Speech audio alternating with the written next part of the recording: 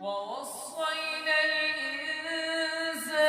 بوالديه إحسانا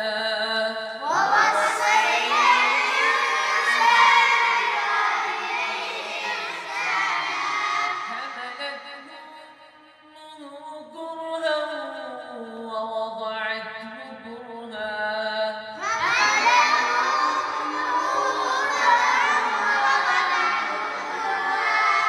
وحمله وفصاله 30 شهرا